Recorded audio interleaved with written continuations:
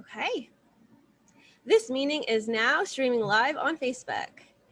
Okay, thank you so much for joining us today.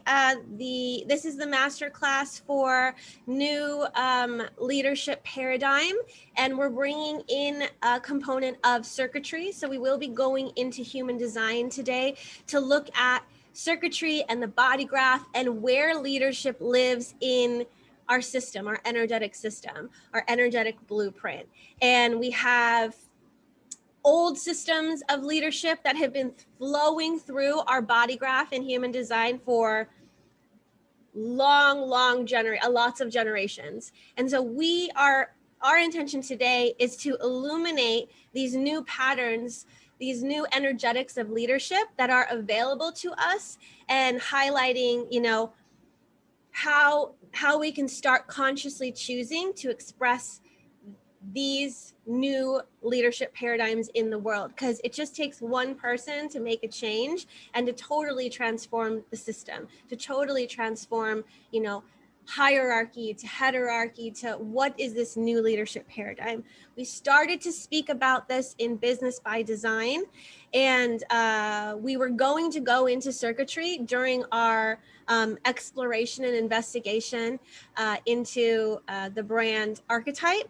But what we realize is this is a conversation for a bigger container. And also we are okay with coming on and providing this space to bring this information through outside of what we already promised in BBD. So we wanted to just do an extra thing and also open it up to the community, because I know that we're not the only ones that are feeling into and feeling forward into this new leadership paradigm.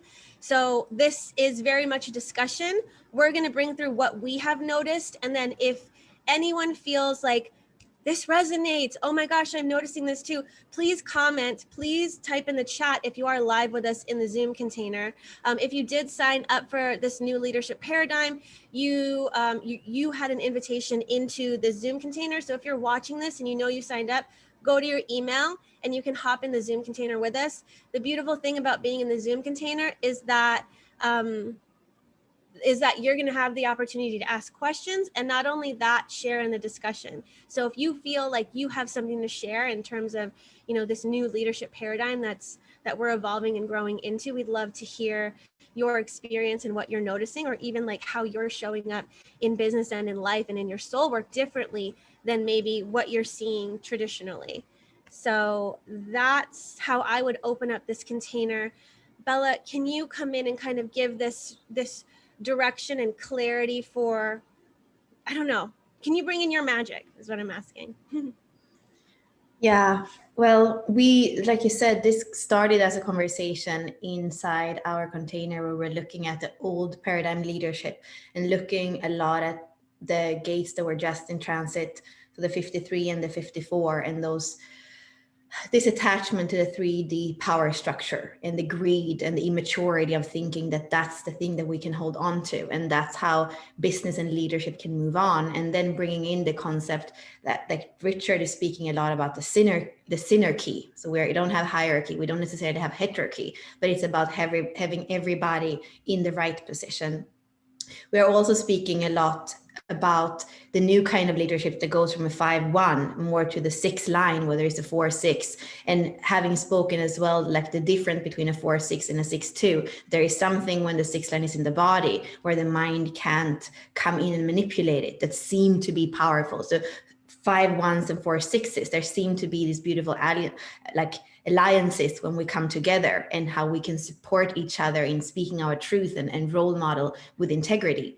So what we were speaking about, and that what we didn't get to, is that gates also have a certain flavor. So some gates are very individual and unique. So when we are truly in the gift frequency of those gates, we're going to empower other people to be unique. We're going to empower individual truth, we could say. And through individual truth, new things come into the world.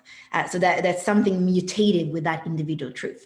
And then there are gene keys that are more collective, so that they are, or we can maybe start even with a more tribal. They're more tribal. So they are me and my tribe, me and my community, me and my family, gathering the community. And this distributing resources and feeling trust through like eating together and all these kinds of things. So when we think in business too, it's very much that, be part of a company culture, be part of a tribe, having things to do with colleagues, going on conferences. That's very tribal, and that's important when it comes to the relationship aspect of business and leadership. And then we have them even further out, the collective, that speaks about us as collective, about humanity, about the direction of humanity, which is more of that sixth line that sees everything and sees the whole. And it feels like leadership has to go to that. It comes from the individual that is beautiful and mutative. It comes from caring about the community, the tribe, the culture, but it also spans all the way out to speak about the sixth line of you, the philanthropy, including everything, the longevity. What is this leadership going to create for the future generations? What are we preserving today that are the seeds that can grow into responsible organizations? I don't even really want to use the word businesses, but those responsible organizations that are there for the future. We know already today that there are many companies that have more, if we're going to speak about value, there's more money going around in a company than in a whole state or in a whole country. So there is something where when that is how the apparatus is developing, that there is a responsibility, and not just as we speak about corporate social responsibility kind of as a hype or something. That's not what I'm speaking about. I'm speaking about when we come together, there is the responsibility, whether it's in a small group or in a bigger group. So today I feel, especially for the Gene Key community, that we're going to shine some light on different kinds of leadership depending on this individual, tribal, collective, which is what we use in human design. When we look at the body graph, we look at the circuitry, and I want everybody to feel into. This is true for human design, but when we speak about the Gene Key, the 44, it is part of the tribal. When we speak about the 31, it is part of the collective.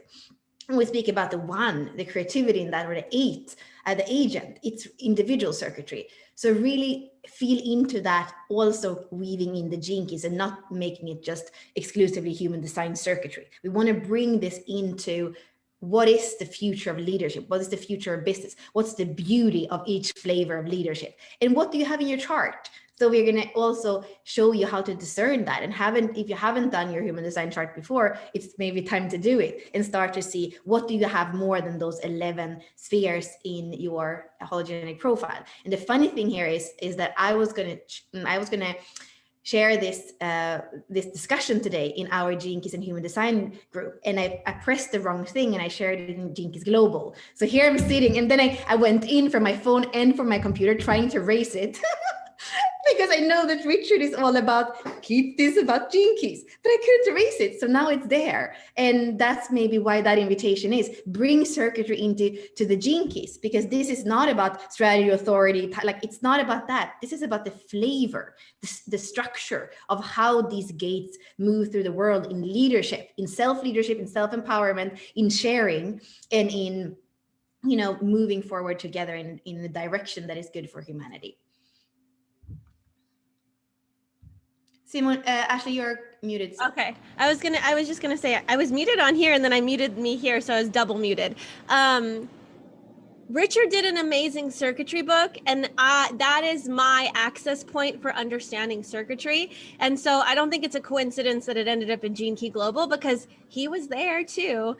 He put something out there. So it's kind of funny, the little slips. But Simone, did you want to come in and share anything about your perception of leadership, and maybe even how like leadership shows up in your body? Oh, thank you for that. What an amazing question. For me, leadership in the body is so many things. Being present with whoever I'm with in the group, and having the wisdom to understand who in the group is meant to actually be the leader in each moment. As I have a lifetime of leadership, and a lot of that leadership was knowing who I was working with. They really needed to be at the front, and to encourage that person and say, hey, you can do this. This is you. And to be able to pivot on a dime, to be able to blow things up when they're not working, and to be fearless in the presence of the moment of, whatever is going on. And that, I think those are some of the hallmarks for me.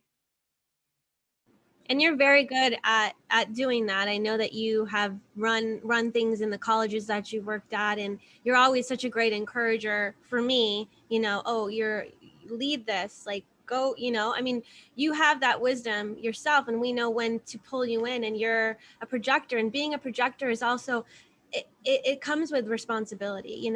Generators, we need to be able to be led by our sacral. We need to know and feel into that sacral authority. Is this what I love? Is this where I want to go? Is this how I want to utilize my energy?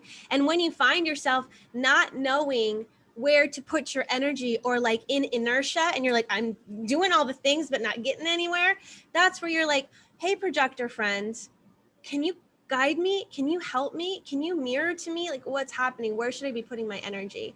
And that's the beautiful dynamic relationship that I like between the projector and the generator. And this new business paradigm, it's like, are you humble enough to, one, recognize your power and your leadership, and then when you need help, ask for help? You're not an island. It's about utilizing the community, because the way that you show up is important. The impact that you'll have has to do with, what's happening within, and then how that's radiating and emanating out. So if you're falling flat, it's like, pull back and then ask for help. And then with the manifester, you're not here to do it all yourself. You have a lot of leadership qualities. You are here to bring and manifest things into form, but there comes a point where you have to ask for help. And synarchy is important. We're not here to do things all on our own. We're not here to dominate. We're not here to be indifferent. We're here to activate this new form of leadership where we're becoming interdependent. But you've got to claim your independence and understand that leadership. And everybody has leadership qualities within them. If you don't have the 31st gene key or the 31st gate where it's like about leadership, that doesn't mean you're not a leader. If you don't have a 6th line in your incarnation cross or your activation sequence, that doesn't mean you're not a leader. Everyone has leadership qualities within them. It's just, where is that meant to be expressed? And finding that in your chart helps you know where you can grow as a leader in your life. And we're going to talk a little bit about circuitry and specifics. But before we go into any of that, Bella, is there anywhere that you want to guide us into that you feel is like a touchstone for leadership or a context for where we're going? As you're mentioning the lines, I see leadership everywhere. There's nowhere that I don't see leadership. And there is something I spoke with Jeremy, who's been with us on our Business by Design as well. Jeremy Wilson, he was speaking about the E-Myth, that book, and where they speak about 3 different kinds of businesses, like the, what is it? I can't remember what the practitioner and the entrepreneur, and they're different. And I feel like with the lines, there is something, what you are saying, yeah, there's leadership everywhere. And the visionary future leadership maybe is a lot in the 5th and the 6th line, because that's the mental, and that can go really far away in the future. When we come to the 4th line and the 3rd line, it's the emotion. It's kind of like, awakening that joy, that feeling, that motivation of leading, of doing it together. And then there is something with the line 1 and line 2 that is really how they move in the now through the world in their body. And it's that empowerment in the moment that is going to inspire us to be like that. Or, it's the physicality of what it is to be empowered. And the 2nd line is that kind of flow and the movement and the sacral. So it feels like 1 and 2 is very much in the now, in the physicality. 3 and 4 is about that feeling, that motivation, that togetherness, that interaction with the other. And 5 and 6 can be practical or visionary, and it takes us into the future. So there's leadership everywhere. There can be leadership everywhere, but it's a little bit different how it expresses itself typically. No pressure if Yeah. you don't like them. I love that you brought in the lines. I think that it's important. Let me Let's try. Mute everyone. If you're hopping on and you're joining the Zoom container, make sure that you're muted. Thank you. We do want to have a discussion later on. So if like I said, if something sparks you, please write it down. And if you feel called to share, there will be a time for you to share. We want to hear your voice. I want everybody to know that yes, the sixth line is that leader because it's visionary, it's overviewing everything, and it's moving us towards, it's leading us into this new way. And it's not saying, hey guys, I'm the leader, I'm the teacher, come follow me. It's this subtle outlier. And so if you have it in the body, your body's leading the way, your body's bringing in the future here. If you have it in the mind, that's just the way that your mind thinks. And you're here to look at systems. You're here to see like what's right, what's not working, where do we need to change things. And unless you are recognized, it's kind of hard to push that leadership into the world. And so where we have the fifth line are the 5 1s, they're the ones who need to recognize that those 6 2s, those 6 3s, those 4 6s, those 4 1s, those 4 6s that have leadership either in the mind or in the body. And we're here to bring them to the forefront because the 4 6s have the truth, because what they've done is to get to this 4 6 profile, you've kind of had to investigate in the basement, you've had to interact with other people, and maybe this happened in other lifetimes, whatever, but where they're at now is at this level of truth and fixedness and direction, because that direction and fixedness is guiding them from the body. The body is moving them forward. If you look at your human design chart, you'll see that we have the red side and the black side. The red side is like everything underneath the iceberg. And the personality side is like, oh, here's what I can see, that tip of the iceberg. And just like a duck that's sitting on the water, it may be cool and collected on the water, but those legs are going crazy. And you can't that's what's propelling you forward, is what's underneath the water, what's underneath the surface. So the 4 6s, their body is what's holding the vibration of the future. And if they can surrender to the body is going to lead the way. And it's up to the fifth lines to recognize and bring forward those 4 6s and then recognize and bring forward the 6 2s. And that's what I feel like I've been doing as I've been open to teamwork, right? And open to creating a synarchy and a partnership with other people. I'm drawing in a lot of 4 6s because I'm recognizing that unconscious leadership in the body with these people. What I have noticed for myself is there's a lot of arrogant as fuck 6 2s. And I love you guys so much. And I recognize you and I want to work with you. And I know the time will come, but I think what's happening for me is I'm calling in a lot of 4 6s because I'm triggered as heck by the 6 2s. And it's okay. And that's just where I'm at right now. But there is a really beautiful wisdom in these 6 2s because it's just how their mind works. And we're both mental, 6 and 5 mental. There's something beautiful about feeling forward into the future instead of thinking forward into the future. I love the inclusion of the body here. So that's what I wanted to bring in about the lines. And I love that you did bring that up, Bella, because I think it's important. Did you guys want to add anything else about the lines or? Okay. Whew. I'm going to stop sharing for a second because I have no idea what slides are next because I just had to pull up the line. Yeah. Okay, so we're gonna get started. I'm gonna pull up. Actually, maybe bring up the slides if you have that just shows the keys that we were maybe just start with the keys that are associated with leadership, and then from there we go into the circuitry. That's where I was. Okay. You already knew, Bella. Okay, here we go. So the future business. So we're going to bring in some things that just because this is the list we made does not mean that all the other keys aren't included in this. These are just some of the things that we recognized as some keys to business evolution. But if you think of something, please put it in the chat and let us know. I believe this is the key to future business, and this is why. We would love for you to comment and share what your perception is and what your experience is. So feel into your design and see, where am I bringing in this future business, and where am I doing things differently, and how do I see this as a future business? Can you take us into some of these keys, Bella, and let us know what this, why is this a future business? Yeah, so I started speaking about Synergy, and that is the 44. And it's also connected to the 26 that we don't have here. So it is that being able to transmit any message to the world and have them listen. And especially because it's tribal, it's kind of bringing the people that smell right, that feel right. It's kind of sensing the people that are right.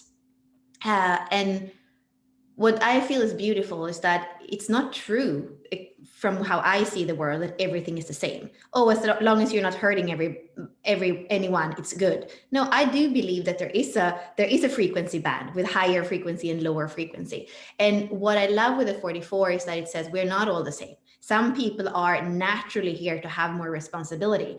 Some people are naturally here to be more physical in their work. Some people are naturally more mental or more overseeing. So the 44 speaks about synergy, where it's just not a hierarchy, which is not a heterarchy. It's everybody in the right position. And even since before I went to business school, when I had my first business in France, I said, if I can put everybody in the right position, and I was working with artists at the time, which are very interesting characters many times. I was like, if I can put them in the right place, it's going to be this perfect play out.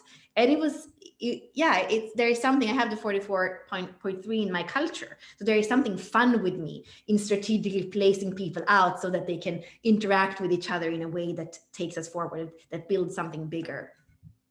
And then I think what we are speaking about a lot in Alakar design is the braid between the 45, which is kind of the old leadership. When Richard speaks about the pearl, sometimes he says that the 45 codes the pearl, if we speak about it in a business sense. And it's that things that gather people. It's the leadership that has the resources, gathers everybody and distributes the resources. And what I feel is it's really bringing that 44 that we were just speaking about, and also the 46, because that's the embodiment of leadership. And that's what both Ashley and Simone were just speaking about.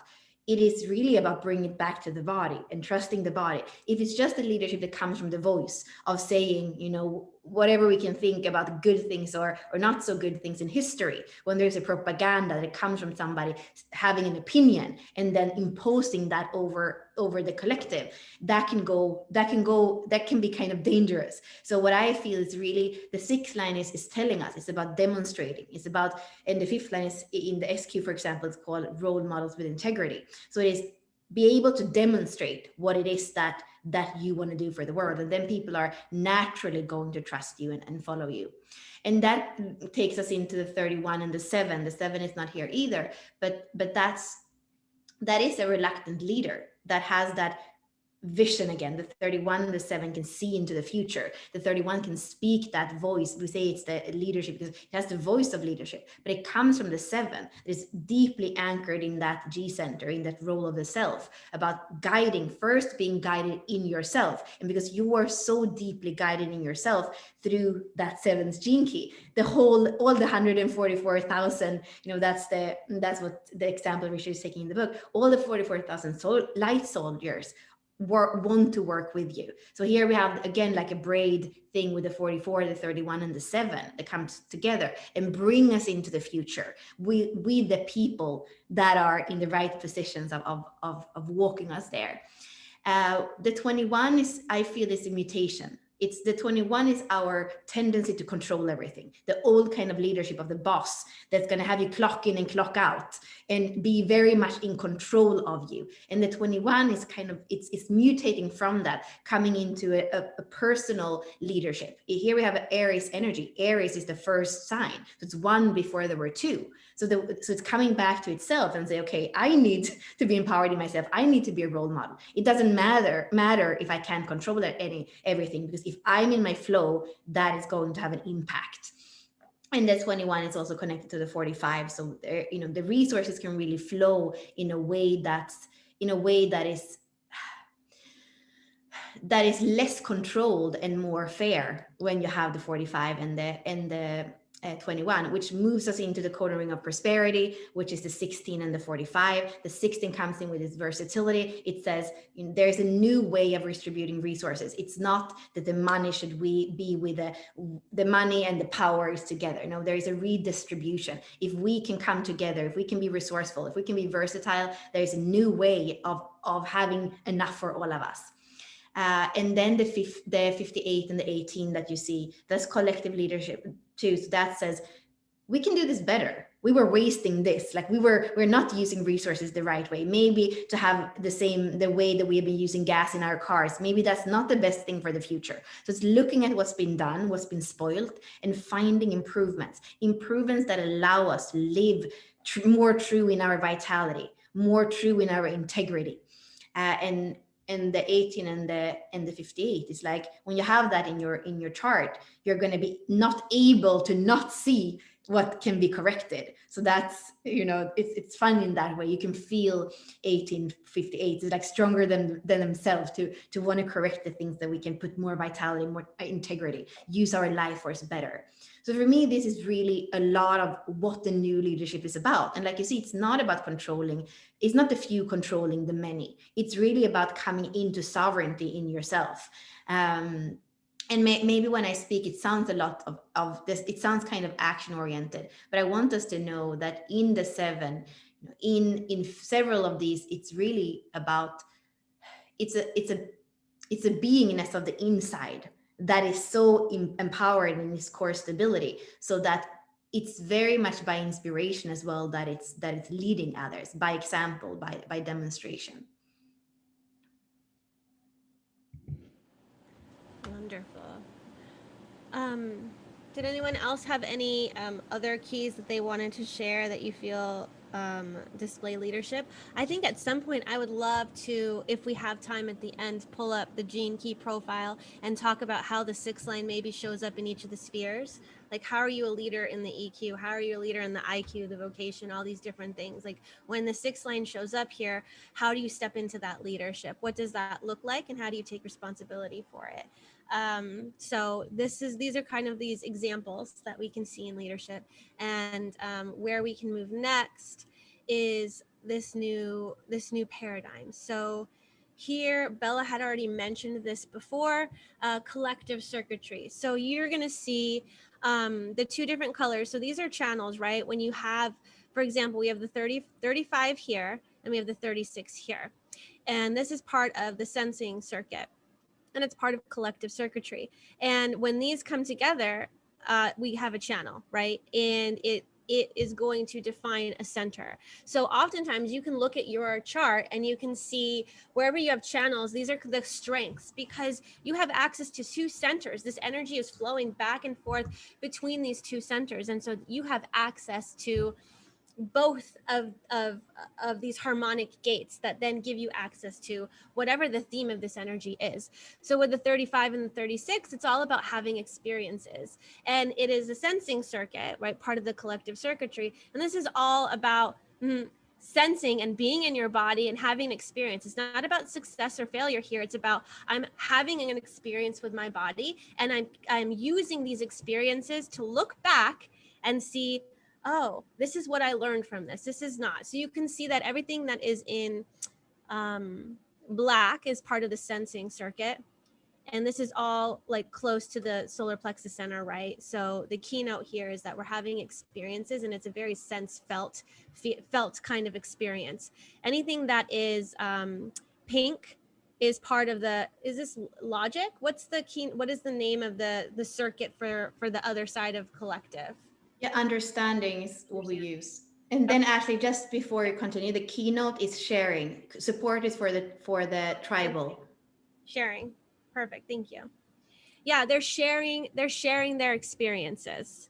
So when you're in the sensing circuit, and you are, the 53 and the 42 are all about cycles. And so you're going through these cycles to help you have growth and expansion. Things are beginning, things are ending. And then you're also calling forth these experiences, right? We're hungry for an experience. So we're calling forth this crisis so we can go through whatever it is we're meant to go through. And then with the 33 and the 13, we're here to use the medicine woman and the confidant to look back at what we've just experienced and be like, where's the medicine here? And what can I share with the collective? All of these, anything that you're experiencing personally, it's not exactly personal. You're utilizing your experience to share with the collective what you've learned. And so it's important for us to not just repeat these cycles and go on and on and on with little to no awareness. You're meant to look back at what you have experienced and be like, where's the juiciness? What am I going to carry forward with me? What can I share? Bella, did you want to take into this? I just spoke about this when I was teaching about the 53, so it's like super alive in me, but I'd love to hear like how you explain this and why it's important for leadership. Yeah, again, there are so many expressions of leadership. In our Portals of Deconditioning call today, we're speaking about expression of love and how we might perceive love differently. And I feel leadership is a similar thing. There's so many flavors of leadership. And what you were just speaking about is the sensing circuit. So it's those experiences. It's not about success. It's about knowing that when there's wisdom in all these experiences. And you can see as well, we have the tantric channel, the 2946, that says yes to the experience. I'm fully in with you. I'm a full yes, a wholehearted yes. Like there is that. And the same thing with the 3536. It's like, maybe I'm going to stumble, but I'm so hungry for this adventure, you know? So that's what you have in here. So it's important that kind of, if you have this when you're a leader, it's not so much about successes and failures, it's about the wisdom, like what you can convey as well to your tribe, to your people, about what works and what doesn't work, because you've had so many experiences.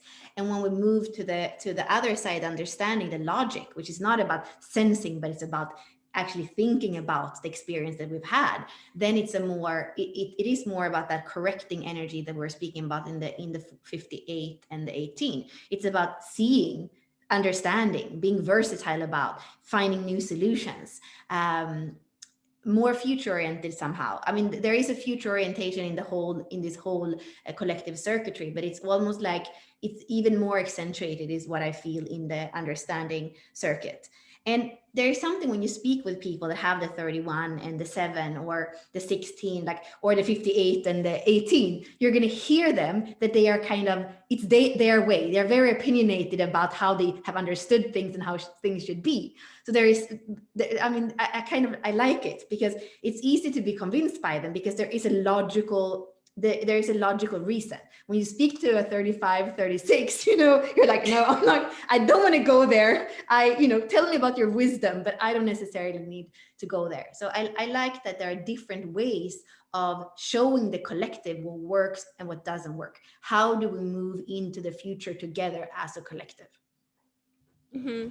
And you can go, so if you're looking at this and you're comparing it with your body graph, what you can do is you can know how much collective circuitry do you have, and do you have it in, like Bella said, the understanding circuit, or do you have it in the sensing circuit? And that helps you know how you're going to express that leadership. And just because it's not logical doesn't mean it's wrong, right? Some people are really freaking awesome storytellers, and they're going to catalyze and share through that story.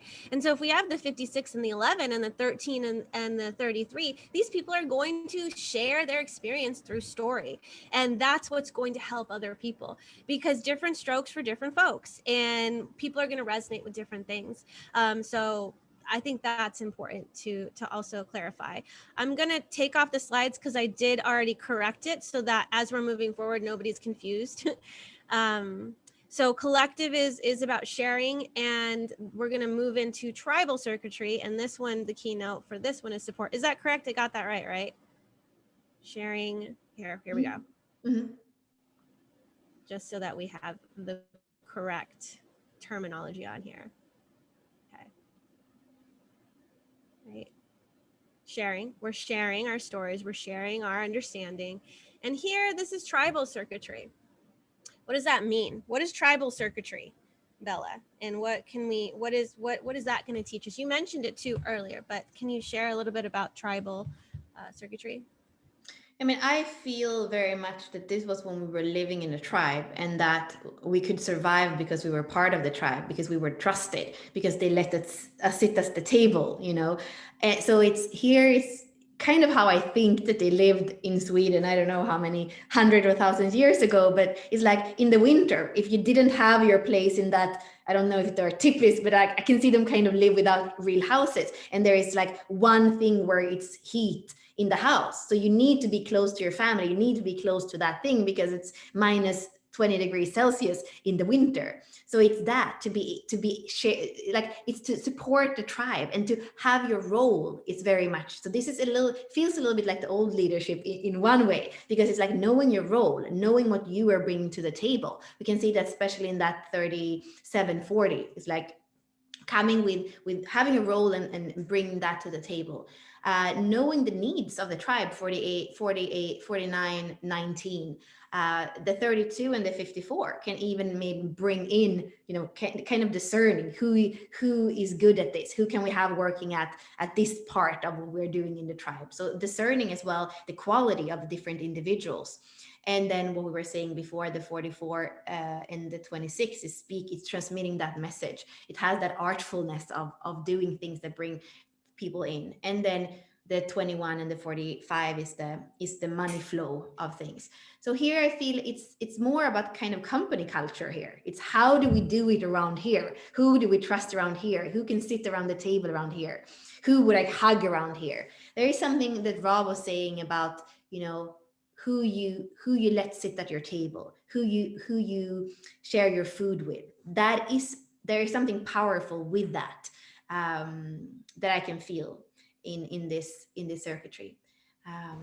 And yeah, support the tribe. And sometimes I feel like sometimes for me, because I don't have a lot of tribe, I have not a lot of tribal, I have some tribal, but not a lot. Like I feel this kind of repulsion. Like Ashley, you were speaking about your challenges before, but sometimes I'm like, I don't want to be part of a tribe. Don't expect anything from me. Like I don't even want to eat at the same time as you. I don't want to sit at your table. Like there is a lot of individual in me. There is a lot of collective. And for me, there is something with this that is a little bit sticky. So even when I went to business school and everybody's going to have this like V color, I don't even know how you say that. Like I didn't want to dress like that because everybody were like the same. And I don't necessarily want to be part of that tribe. So you can also see what is your spontaneous response to these different circuitries as well, or these different kinds of leaderships. Like, maybe you don't want to be part of an organization that has those kind of set rules of how you have to be and do in order to, be allowed there or be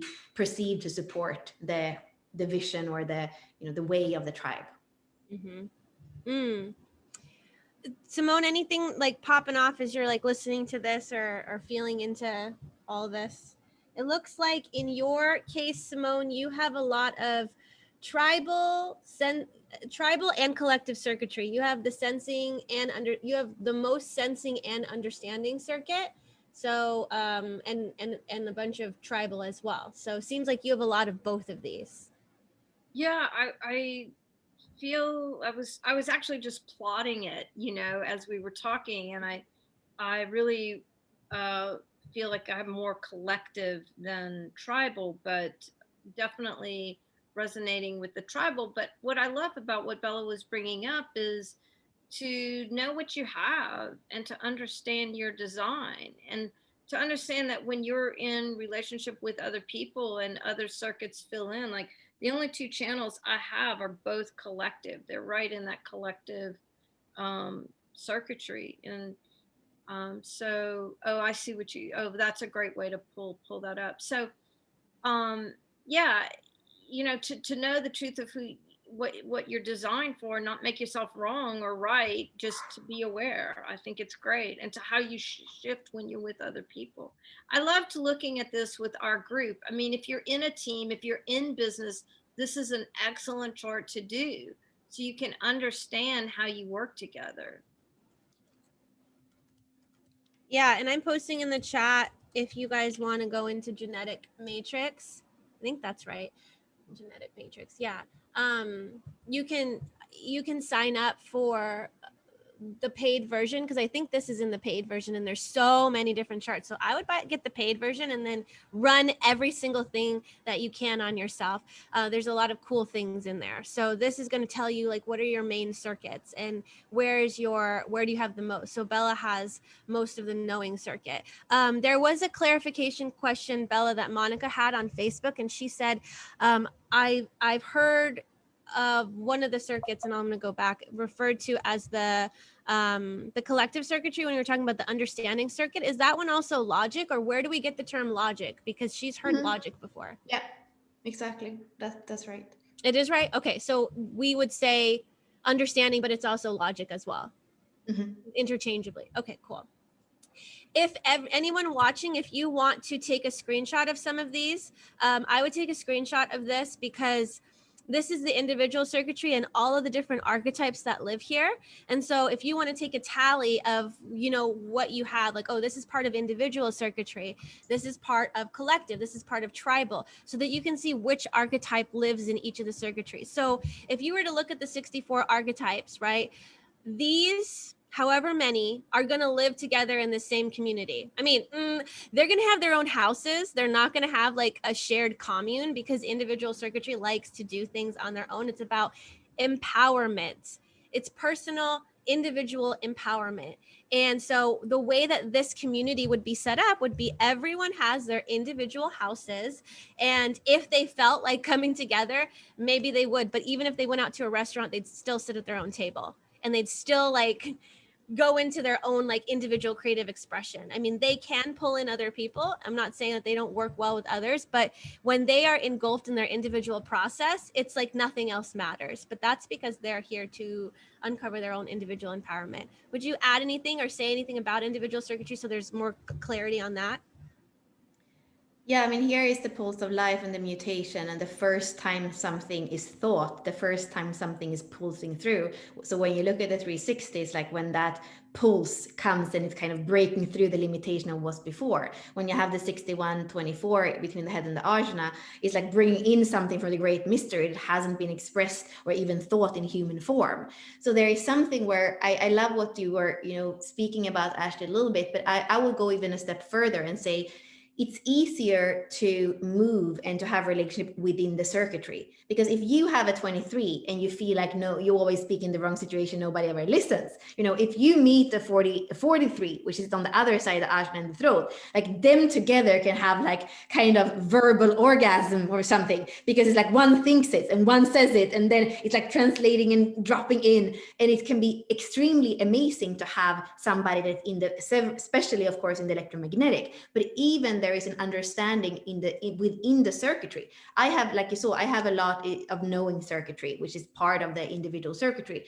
So for me, I do appreciate people that are unique, that just know things, that don't need to kind of think of, like, there's something that kind of just is pulsing through this, and it's an inherent knowing. It's a little bit deaf from the outside. It is in its own flow and in its own inner knowing, and it's expressing that knowing in the world as something new that hasn't been expressed. So when I see that, I have the 1 in the creativity. When I see the 8, that can be an influence or an agent for creativity, like I really like, wow, I admire that. Or I have the 2, which is direction. But when I see that 14, which is the individual, you know, life force, it's like tuning into that, and together we are the keeper of the keys.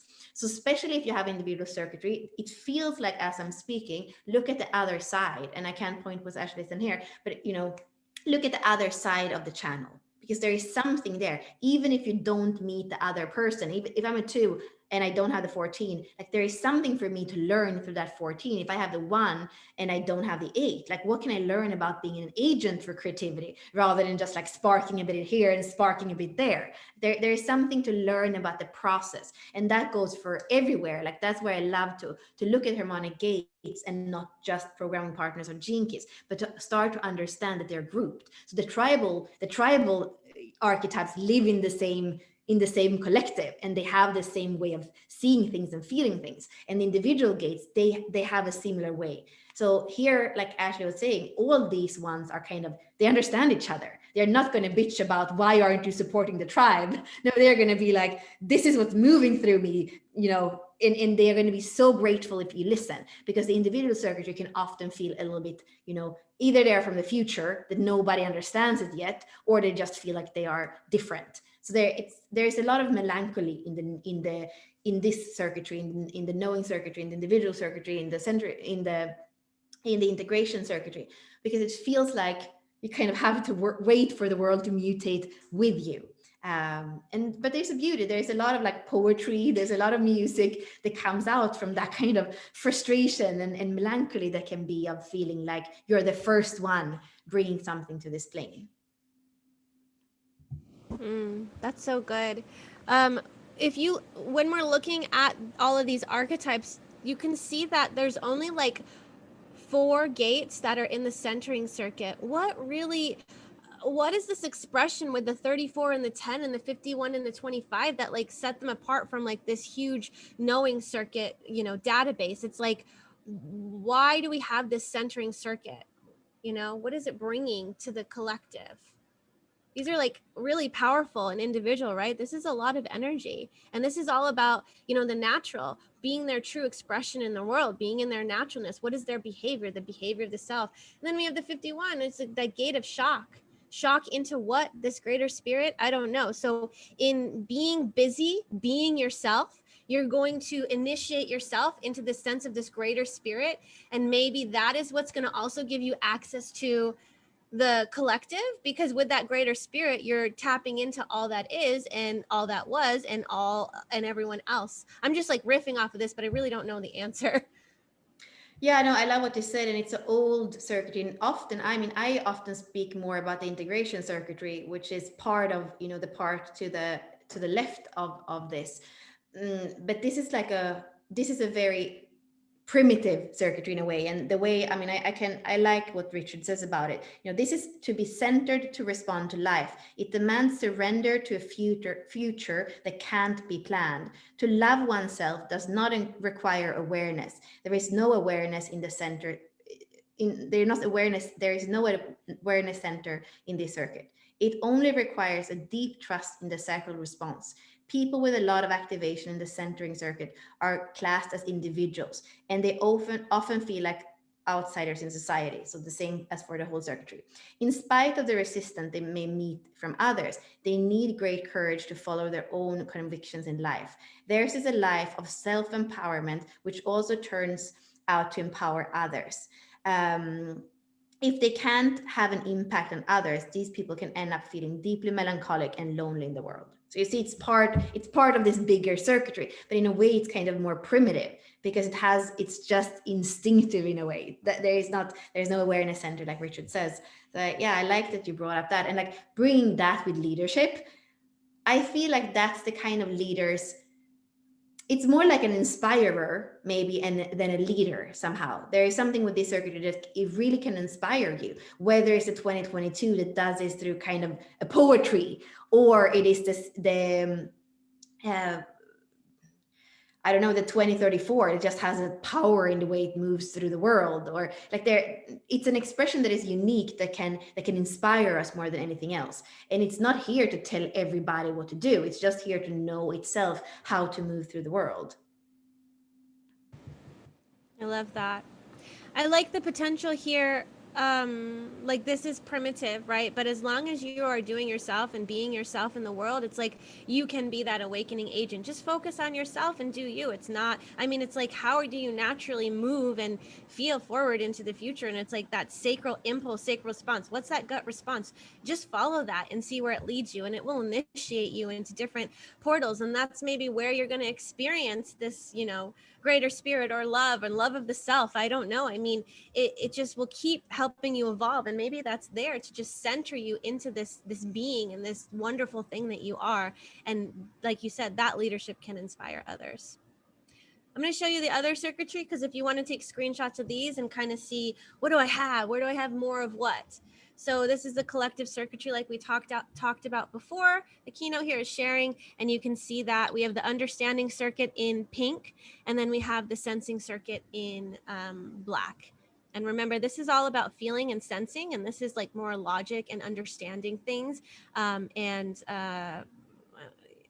want to say data and facts based, but they're collecting in a different way than the emotional experiences that the sensing circuit would be collecting for the collective, so that they can share. They're like, what is it? Gatherers, gathering experiences to share with the collective.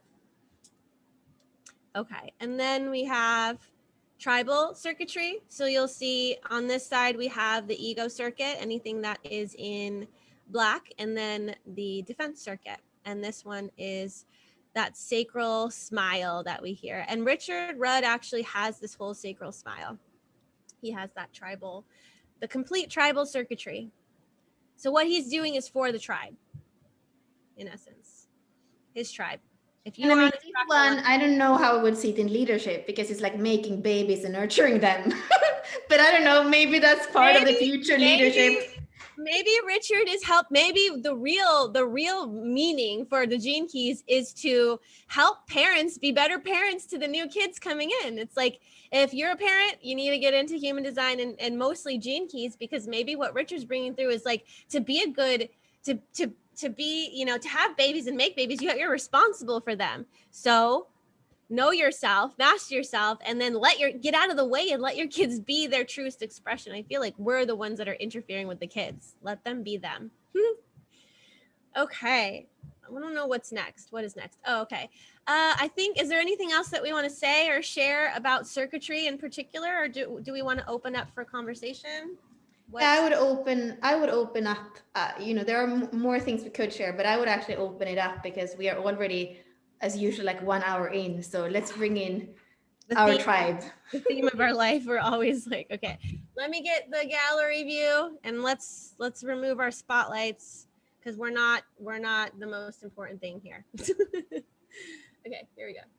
Yay! Opening up. Thank you so much for those of you that are on video. And then J-Lo, I saw you just like bounce. I'm calling you out, girl. There you are. You're back. J-Lo, you seem to have so much individual, and there is something very unique about you. I mean, what is it to be so much individual and still be part of a tribe, a family that's so big with so many children like you have? Like, is there anything you want to share with us, how there might be, you know, how that feels?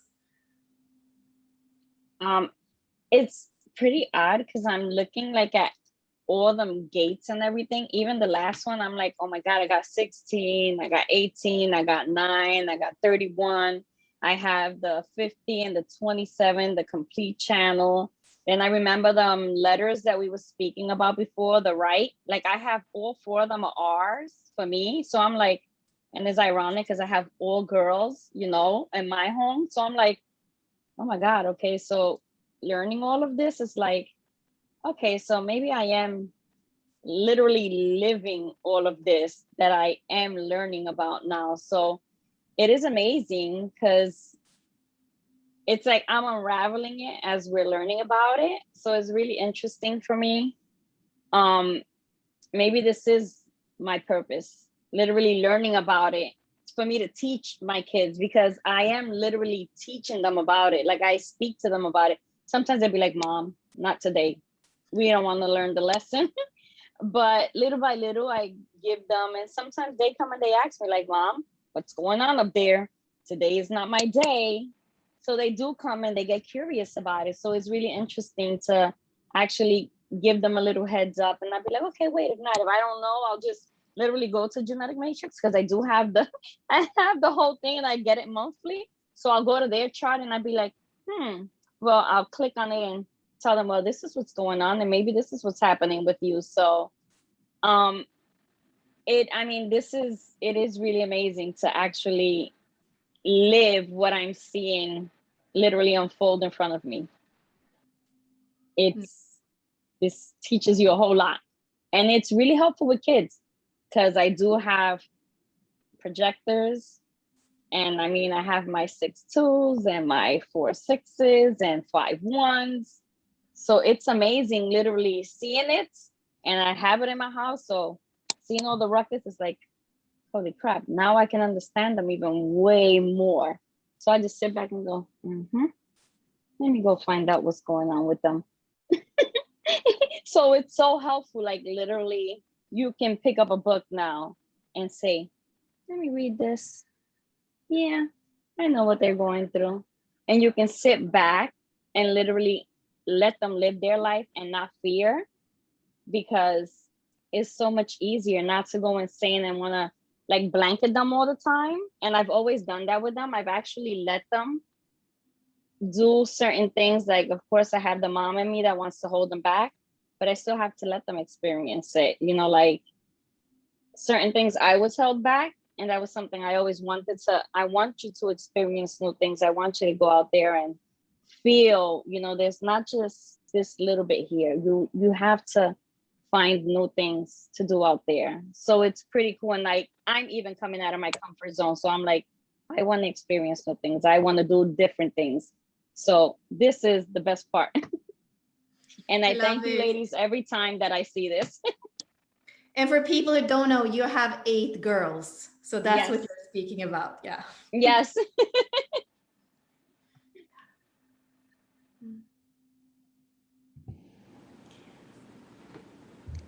Felicia, can I invite you in? I feel like you have stuff to share. I know that we were talking in the chat, but I want to continue the thread of parenting and getting out of the way. And like, I love this leadership and seeing and leaning back and letting the kids just do their thing. Cause I feel like the leaders are the kids and we just need to like stop putting ourselves on a high horse. Like we're going to save the world. It's like, half of us, like, we just got to get out of the way because we got less time than the kids do, and they're the ones leading us into the future. So it's like, how do you raise conscious leaders, and how do you not let your own opinions get in the way of what new energy they're bringing through? So do you have anything that you want to like bring into the conversation or expand upon, Felicia? Wow, yeah. I can tell you with I've got 3 girls and 3 daughters, young ladies, I should say. They're not girls anymore. So I can totally resonate with what J-Lo was sharing. And from my perspective, I think that human design came into the picture for me to start to see the differences between them. And I've got 2 generators and 1 projector. And the projector has so much information that is so critical for the family overall. And if I did not understand that, I think I would have parented her differently. And so she brings so many different angles, so many different ideas that work. And I think that contributes to how, I have, allowed myself to step back, because if I was the type of parent was like, well, no, I'm telling you what to do because I'm the parent and you're the child, that would have been a whole different scenario, a whole different relationship. And so by allowing her to just come through with her ideas, her self-expression and her guidance and direction, it has impacted me in such a positive way to make different choices in my own life. And I'm like, let me go to Kasia. That's her name. Let me go ask Kasia what she thinks and how she's viewing this. And it has just really allowed me to just expand how I interact with all of them, specifically her, and how I even make choices. So that's how it's impacted my family.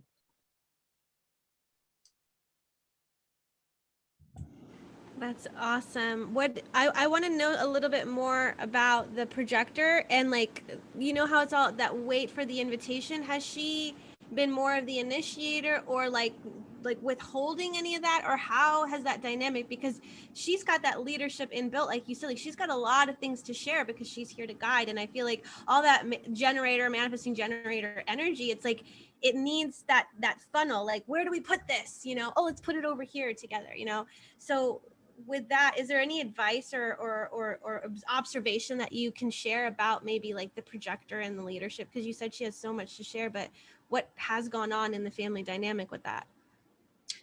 Well, when she was younger, definitely what I saw was that she was just tired in the middle of the day.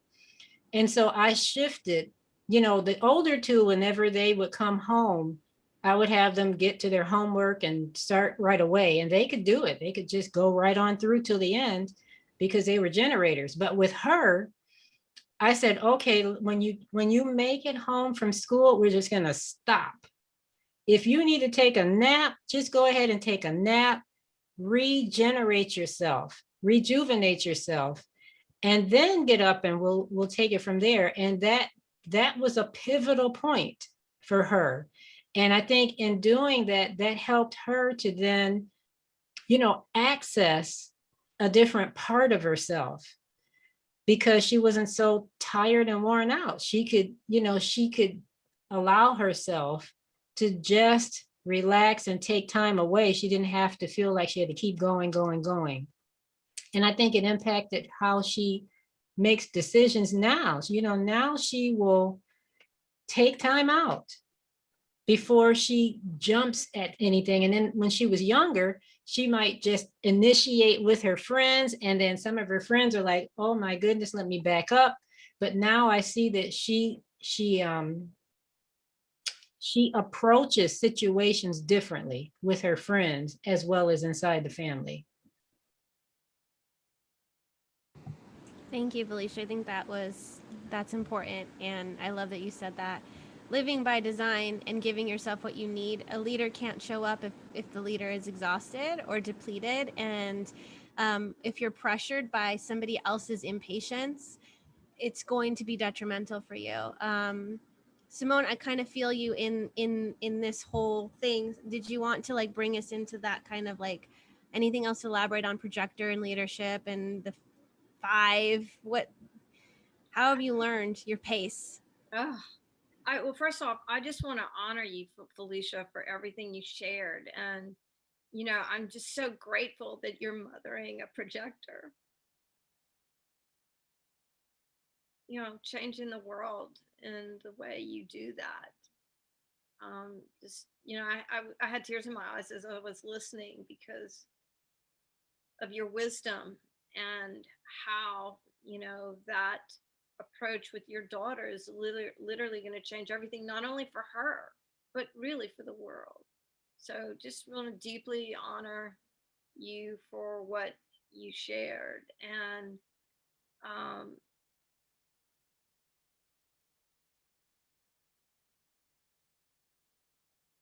for me in my own journey in my career as a college professor, I knew setting my own schedule was essential to being a leader, to being, you know, a leader in the classroom, a leader as a person, as, you know, like just being the best of who I was. So I always, you know, it was really important for me.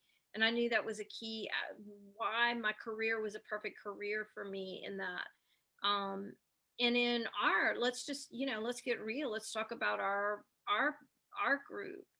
I really appreciate that you and Bella are so aware. I can't, you know, I sleep 9 to 10 hours a night. You know, I think Bella sleeps sometimes 4 hours. She has a whole nother work day embedded in her schedule. I will never.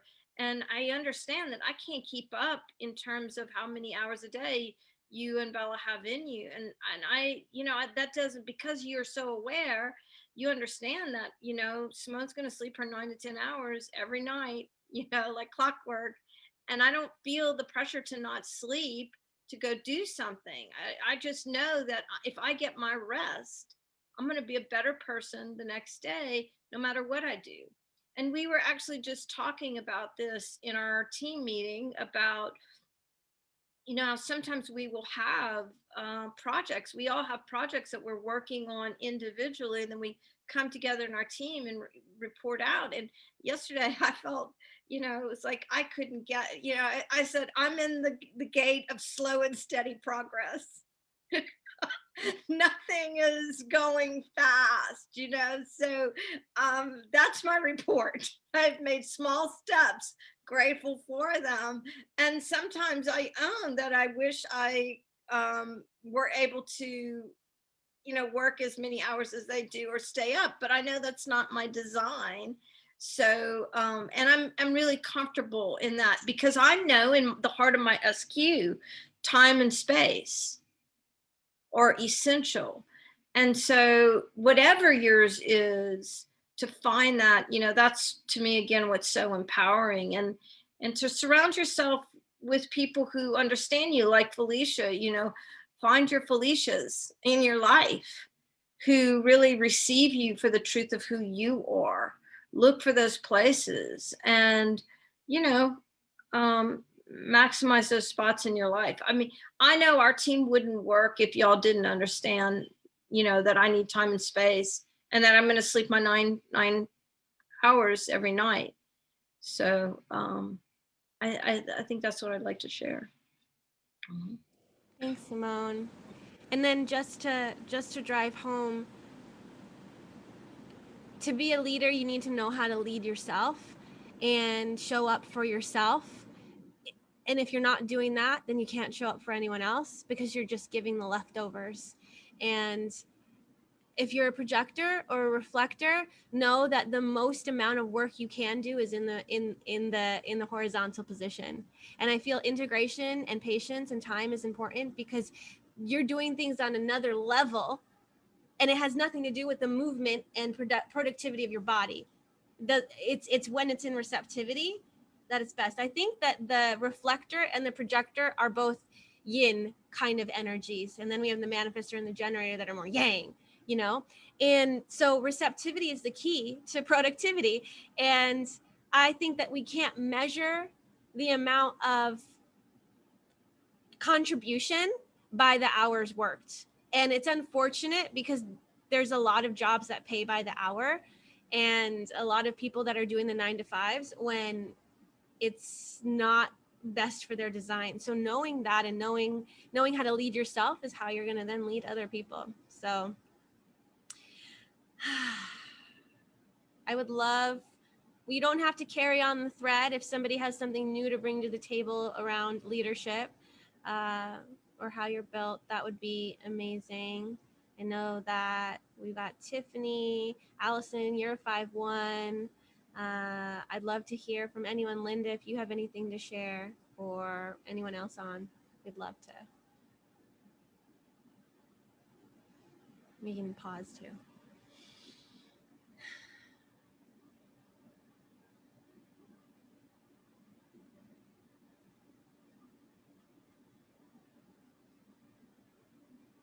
I'll share. Talking about parenting, I have 2 daughters, so we're going like down. I'm like J-Lo, oh my God. So what my big lesson in human design that's had the biggest impact on me being able to be a leader is understanding everyone else's energy. I only have 2 defined centers, and my kids we're all generators in my family, and my kids have a lot of defined, they only have like 1 or 2 open centers. And like I've been tired for 17 years since my older daughter was born. She came in and I was just like, oh my God, this amount of energy, I'm burned out, and it's taking me a few years to just like, I feel almost like projectors talk about, like I'm exhausted. So understanding their energetic needs and my own has been really, really helpful. I guess my own first, starting with being able to take care of myself and nourish myself first was something I didn't learn until very recently. So yeah, because I do have like that, those open centers, and I'm a generator, so I can get a lot done, but then it's just all of a sudden like the floor drops out. So I guess that's kind of what has been really impactful for me, is learning about my own capacity, and then also to listen to my body instead of like overriding it, because like, I also realized like all my best friends and everyone in my family is really defined. And so I'd be like, oh, well, everyone else can do it. I can do it too. Everyone else can do it. I'll do it. So yeah, that's just been a huge, huge learning to listen to my own self instead of like overriding it because they are. So yeah. Yeah, because you can be conditioned by their definition. What are the 2 centers you have? What's the channel you have? And what are the centers you have? I have the 214 and the 3410. Okay. So I have the G and sacral. So you got two channels run into the G. So like the energy is like fueling your direction, your identity, and your love. And then everything else is like where you're plugging into them. So yeah, that's interesting. Do you feel like you were made or designed to be a mom? What do you feel like contribute the most to the exhaustion being in this? Because you're a generator. Do what you love. Do you love it? Sometimes I feel like I was just so conditioned to look externally. Like I was the youngest of 4 kids, so it was just always like so much like chaos and like I was just sort of dragged along with everybody. And so it was my life was externally. I listened externally rather than internally because I just figured like everybody else must be right. It's a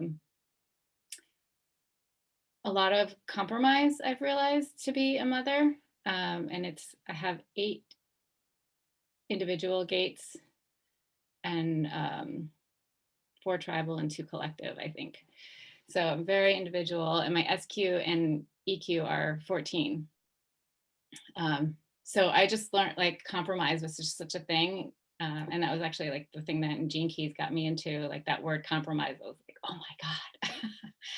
Compromise, that's how I live. I live in compromise all the time.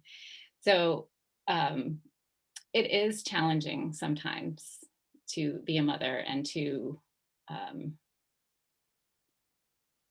put everyone else first or to put myself first. I'm still figuring that out. If you weren't a mother and weren't a wife and like you had all the time in the world, where do you think you'd spend your time? Creating with creativity, creating. Yeah. Okay. Yeah. Well, I mean, I think as a 5/1, there's a lot of that projection, and I live the life of shoulds as well, and it took me a while to like lead myself into me choosing me and like choosing something that's gonna fill me, and not feeling guilty for the whole you are a mom, you are a wife, and if they're uncomfortable with you choosing you, it's okay, and I can hold their suffering. When before it was too hard for me to hold the suffering and I felt too much guilt, and it's like, how long do we put off our lives and our individual desires to then decide I'm ready to lead myself towards what makes me happy and gives me energy, because I'm realizing that being a mom too is very exhausting for me, and it doesn't give me life. It actually like, I'm ready for a nap. But it's a season, I guess. We're in a season and we do what we can, right? Yeah. The other thing I realized, which I'm still kind of mind blown about this, is when I do things like for me, actually everybody else is cool with it. Everyone's like, oh, great. I'm like, It's always "Oh, us. all these years I've been sacrificing, but like to no good for anyone." So that's, I'm tiptoeing into that more. So it's interesting. Mm-hmm. Yeah. Thank you for sharing, Allison. Thank you. Tiffany, what you got for us? Hi. Hey. Well, I was thinking about a little bit in the beginning when you spoke about not only the individual channels, but the gate 10. I have the 10, and being natural and being a leader. And I think moving into this new paradigm is really appreciate how individual we all are, how different we all are, and how from that differentiation you could say what we bring forward.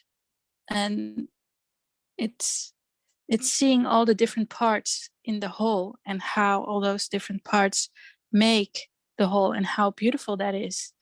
So I sort of found that my journey in discovering who I am and all that stuff, and really finding out who I am individually, also makes it for me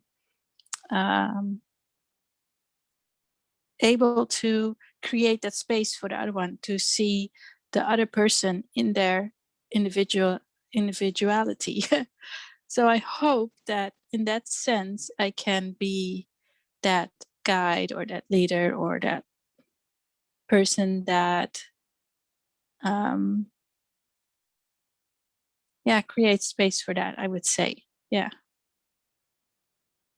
Thank you for bringing us to that, that truth that everybody is an individual and has their own individual talents, and we can't create structures and rules and guidelines that don't differentiate for all the different types of genius and beauty that is in the world.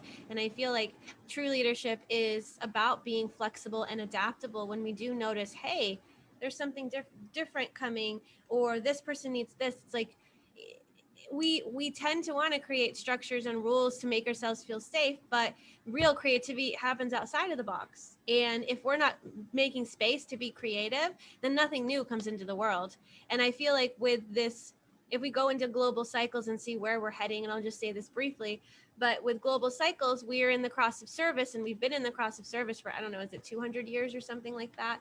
And we have the 16 and the 9 and the 37 and the 40.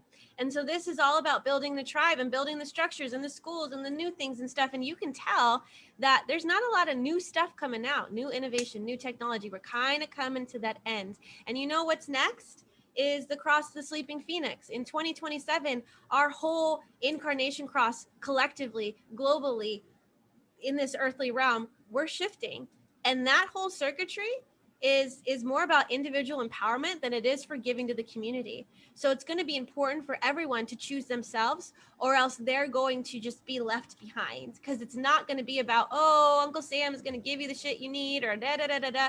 It's not like that anymore. So when you start to transition and put yourself first, you're going to be able to feel resourceful, and you're going to be able to be independent. And when it comes time, you can be interdependent and not codependent. I feel like with how much support we've had over the course of these 200 years, I think it's 200 or 400, I forgot. But with this period of time that we've been in the cross of service, we've been served. And now we've created a lot of codependent tendencies, and a lot of people are in indifference now. The 16 shadow, they're indifferent. They're like, someone else can do it. Oh, the suffering over there, if they can't do it and they're bigger than me, I certainly can't do it. So I'm comfy, I'm cozy, I don't want to do anything else. We've gotten to this place of complacency because we're like, I'm comfortable. There's no wars, there's no famine, at least in these countries that are, doing well. Third world countries, yeah, there's still that kind of, survival nature, but we don't have this survival tendency anymore. It's all psychological now. We're all having problems like mentally, right? But there's no physical survival. So the only thing we're combating right now is boredom. And I feel like people are so distracted by what they're filling their addiction and boredom with, because it's like, I don't want to create anymore. I'm really being taken care of. I'm super comfortable. If you're going to be a leader and step up into leadership, you got to get sparked. You got to get inspired. And you have to first be like, all right, who am I? What am I here to master? And then what am I here to share? You're going to share your mastery. If we've learned anything in this incarnation cross, it's what kind of mastery do I want to share for the collective? And if we haven't figured that out, then let's do that now, so that when we move into this like cross of the sleeping phoenix, right? The 30, the 34, the 55, the 59, the 20, this is about presence with ourselves and presence with like our individual nature. And it's about giving ourselves that freedom and transparency, being like, all right, I'm going to get real with myself. Am I actually really happy? And how can I give that to myself? I think Allison was talking about that seeking and searching for like, what is that thing? Where is that validation? Who's going to tell me? It's like, let's return to that G center, and let's find the love, the direction, the identity, the self from inside of ourselves. And so when we can explore where leadership lives in our design, we can be at the leading edge of like, what am I evolving into? We have who we are now and what's submergent, meaning what's underneath the surface. What are the traumas and the things I'm trying to integrate now? How am I trying to be a whole healed person in the now? We can spend our whole freaking lives on this healing journey where we're just like in inertia. I got more shit to heal. I can't show up as a leader because I got this trauma. Then I discovered this other thing in my childhood. Oh, it's actually traumatic when I didn't actually go through anything super traumatic, but now I'm realizing, no, this was trauma. Then we never move forward. A leader is always moving forward. And then, so I said we have submergent, right? Stuff that needs to be resolved and healed and integrated. But then we have this beautiful emergent self that we're becoming. And if we're so caught up in the submergent mishmash of trauma and like, this is like, I don't like this or that, then we're never listening to this person we're becoming, and we're never leading ourselves into that becomingness. We need to listen to the emergent self and take time to develop that, because in the healing community and in you know, when you start to open yourself up to the energetics and spirituality and all that stuff, people get very stuck in this healing journey where they're finding more and more reasons why they can't show up as a leader. And that's just a defense mechanism for you to be like in indifference, like, no, I'm not ready to show up. I'm too comfortable in my shit and in my trauma and drama that I'm not going to show up as a leader. But it's about balancing healing and leading, and bringing that emergent self and living it in the body, and moving towards the future self. And I think that if we can tap into that person, that sleeping phoenix is going to rise, and that's the rise of your emergent self, and that's the rise of this leader. So yeah, and yeah, Christine's saying leading by healing. Yeah, heal yourself, be the role model, show up, and then also emergent, submergent together. We're not going to exclude who you're becoming, so you can stay here in the now, in the healing journey. I think it's both. It's not an exclusion, you know? So that's my rant. And that's where I'm at right now. I'm like, oh, on the emergent self, I'm like looking for my channel of judgment, the 1858, like, ooh, what's wrong with me? What else do I need to heal? Oh, let's criticize this part of you, and how can we integrate it and heal it and bring it forth in its best self? And now I'm like, oh, there's an emergent self and it's talking to me and it wants me to move forward. Oh, okay, I guess I need to move forward now. But I'm just bringing that to your awareness, so maybe you can speak to this leader that you're becoming and moving towards. I think it's exciting. Okay.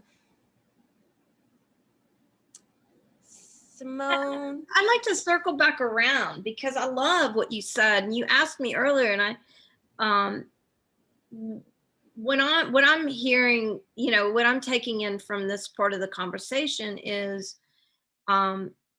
you know, for me, part of being a leader in my own life is that, like, I don't have in my, you know, we have our practice with, in our business with Unlock Your Design and Bridging the Gap and everything we do with Academy and the 64 Doors, but I also have my personal practice, my shamanic practice, and I have my clients. And I will not put a calendar up on the internet where people can just access my calendar. No, you want an appointment?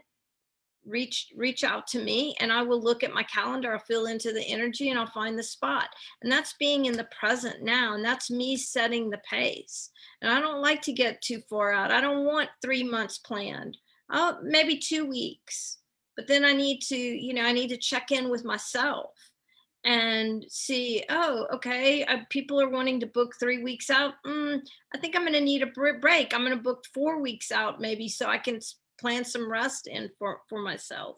Or, you know, scheduling, taking care of myself, prioritizing what my self-care is. And that looks like it's different for all of us. Maybe it's that you go for a walk in the park, or you know, be in water, or you do something creative, or you listen to music or meditation, or, you know, whatever your self-care thing is, but to schedule it. And I schedule my self-care.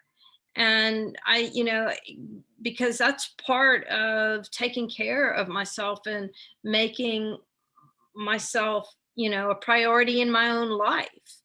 And if I don't schedule it, no one else is going to, that's for sure. And, you know, when we show up for ourselves, and I loved Allison was making this point, you know, when she takes care of herself, her family supports her. And I will go further than that. I feel like when we take care of ourselves and we prioritize ourselves, when we show up in our group, whatever our group is, our family, our friends, our work, whatever your group is, you're going to show up brighter, happier, more aligned, more joyful. You're going to bring more of your presence to whoever you are, because you prioritized yourself. You filled your cup up, and you did the work, whether it was, you know, being horizontal and being in the receptive or whatever.